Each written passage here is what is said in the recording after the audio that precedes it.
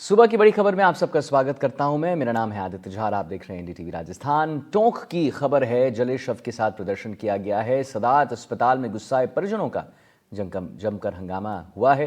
गुस्साए लोगों ने हॉस्पिटल में तोड़फोड़ की है। परिजनों का जिंदा जलाकर आरोप यह है कि जिंदा जलाया गया है इन्हें। पुलिस की परिजनों से समझाइश की कोशिश की जा रही है। टोंक हॉस्पिटल में भारी पुलिस जाब्ता तैनात है और हाड़ी गांव के पास वाहन में ये जला हुआ शव मिला है। बरौनी थाना इलाके की ये पूरी घटना है। आपको पुनः बता दें कि कैसे टोंक में जले शव के साथ प्रदर्शन हो रहा है।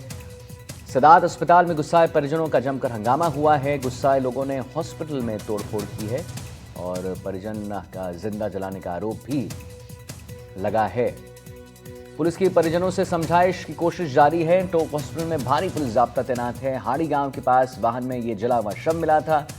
बरौनी थाना इलाके की पूरी घटना है, जहां पर युवक की संदिग्ध हालत में वाहन में जलकर मौत पर परिजनों का गुस्सा फूट पड़ा है। परिजनों ने सदात अस्पताल में जमकर हंगामा करते हुए तोड़फोड़ भी की है। परिजनों ने जिंदा जलाकर मारने के आरोप भी लगाए हैं। घटना बरौनी थाना इलाके के हाड़ी गांव का है। परिजनों के मुताबिक मृतक को जिंदा जलाया गया है। मौत से पहले शख्स ने भाई और पत्नी के पास व्हाट्सएप कॉल किया था। बातचीत के दौरान शख्स ने खुद को मारने की बात बताते हुए बचाने की गुहार लगाई थी। उधर हंगामे की सूचना पर पुलिस ने परिजनों से समझाइश की और शनिवार की रात बरौनी पुलिस थाना इलाके में एक कार हाड़ी गांव के पास पूरी तरह से जलकर राख हो गई। कार टोंक सदर थाना इलाके के यूसुफपुरा चराही निवासी हेमराज बैरवा की थी। कार में हेमराज बैरवा की जली हुई लाश मिली है। फिलहाल पुलिस रिपोर्ट के आधार पर घटना की तफ्तीश में जुटी है।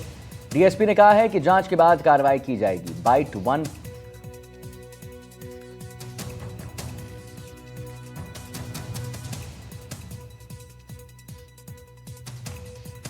तो टोंक में युवक की संदिग्ध हालत में वाहन में जलकर मौत पर परिजनों का गुस्सा फूट पड़ा है। परिजनों ने सदात अस्पताल में जमकर हंगामा किया है और परिजनों ने यह आरोप लगाया है कि इसे जिंदा जलाकर मार दिया गया और इसे एक एक्सीडेंट दिखाया जा रहा है। घटना बरौनी थाना इलाके की हाड़ी गांव की है, जहां परिजनों के मुताबिक मृतक को जिंदा जलाया गया है।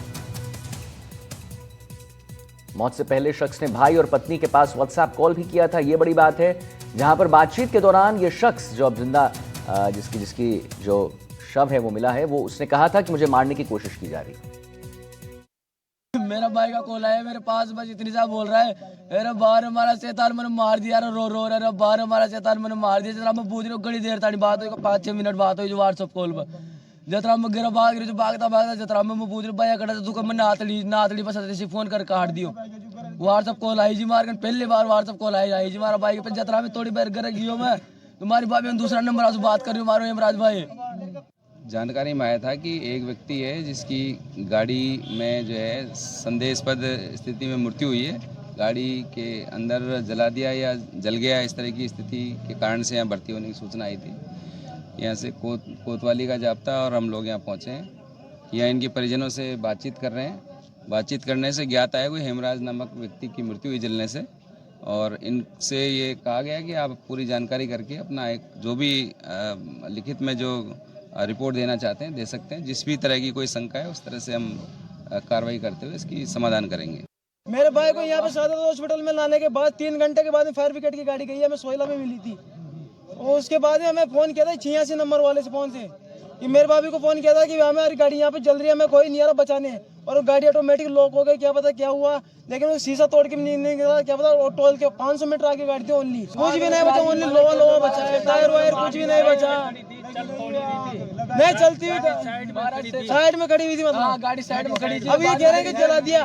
अब वो दूसरे के फोन से फोन भी किया था, तो अब क्या पता वो फोन किसका है, नंबर किसका है मालूम नहीं। अब वो नंबर मेरे पास भी है, लेकिन वो फोन भी स्विच ऑफ आ रहा है।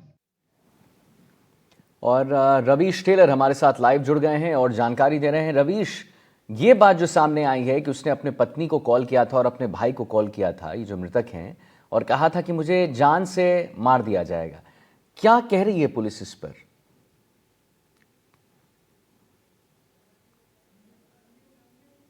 तो कहा जा सकता है कि ये जो घटना है अपने आप में एक सवाल खड़े कर रही है कि व्यक्ति ने जब कॉल किया था उसके बाद में पुलिस जो है क्यों समय पर नहीं पहुंची, पहली बात। दूसरी बात, वहां पर फायर ब्रिगेड लेट पहुंचती है, और वो जो 2 कॉल हैं अलग अलग नंबर से, एक नंबर उसका था मृतक का, एक नंबर दूसरे का था। वो दो कॉल जो है महत्वपूर्ण कड़ी होंगे इसके अंदर, कि आखिर जो है हेमराज जो है उसकी मौत कैसे हुई, क्या उसकी हत्या की गई, उसे जिंदा जलाया गया, एक बड़ा सवाल है। पुलिस इसी दिशा में काम कर रही है। बीती रात भी जब जो घर वाले थे, परिजन थे, उन्होंने वहां पर उधम मचाया, उत्पात मचाया, क्योंकि गुस्सा लाजमी सी, जब घर में किसी की मौत होती है तो गुस्सा लाजमी सा बनता है। तो उस सूरत में पुलिस ने उस समय भी यही कहा था, डीएसपी ने, कि हम पहले आप अपनी रिपोर्ट दीजिए, हमें अपना काम करने दीजिए, पोस्टमार्टम से साफ पता चल जाएगा, पोस्टमार्टम की रिपोर्ट होगी, क्योंकि सुबह पोस्टमार्टम होना है। उसके बाद में पोस्टमार्टम रिपोर्ट में ये बात तय होगी कि आखिर हुआ क्या था। उसकी पहले उसे मारा गया, उसके बाद जलाया गया, या गाड़ी में आग लगी, और उसके बाद में वो अकेला जो था उस दिशा में क्या करने गया था, बोलेरो जो, क्योंकि गांव से अगर दूरी की जाए जिस जगह घटना हुई है, तो लगभग ये कह सकते हैं कि 15 से 20 किलोमीटर दूरी का जो मामला है। एक विपरीत दिशा, डिग्गी क्षेत्र का जो रोड है, वहां ये घटना हुई है।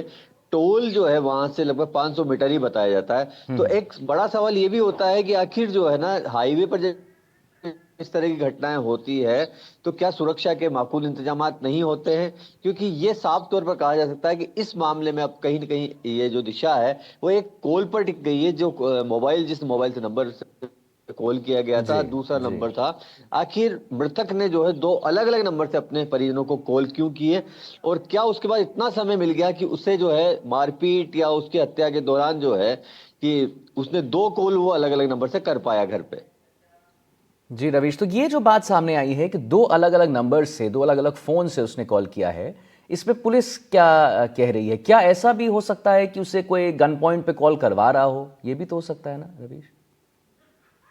संभवतः है, क्योंकि जिस तरह से जो मृतक का भाई था वो बता रहा था कि पहले मेरी भाभी, यानी कि मृतक ने अपनी पत्नी को भी कॉल किया है, अपने भाई को भी कॉल किया है, और उन्होंने ये बताया कि कभी उससे पहले ऐसा नहीं हुआ कि व्हाट्सएप कॉलिंग हुई हो। अच्छा, पहली बार उसके भाई ने उसको व्हाट्सएप कॉल तो कहीं किया ना था। कहीं रवीश इसमें लगता और है कि शायद ये और कोई करवा भी रहा होगा। जी आदित्य, कुछ भी हो सकता है, लेकिन अब सबसे महत्वपूर्ण बात यही है कि जब पोस्टमार्टम हो जाएगा, पुलिस अपना काम करेगी, और अब ये देखने वाली बात होगी कि वहां तक कैसे पहुंचा, क्योंकि आजकल अनुसंधान के अपने तरीके बदल गए हैं। सीसीटीवी कैमराज मौजूद होते हैं, टोल पर भी कैमरा लगे हुए हैं, वहां से भी होगा कि गाड़ी कितने मिनट पहले निकली थी, और सोइला से लेकर जो है, जो घटनास्थल की दूरी थी, उसके बीच जी में भी एटीएम्स भी पड़ते हैं। जी। तो ऐसी सूरत में कई ढाबे भी हैं, पेट्रोल पंप पे भी, तो सीसीटीवी फुटेज भी जो है आधार बनेंगे कि बिल्कुल अकेला बनेंगे। गया था, साथ में गया था, और आखिरी बार कहां कहां कॉल हुआ उसके नंबर पे, ये देखने वाली बात होगी। चलिए ठीक है रवीश, बहुत बहुत धन्यवाद महत्वपूर्ण जानकारी देने के लिए। राजस्थान में पिछले कुछ दिनों से जंगली जानवरों के हमले से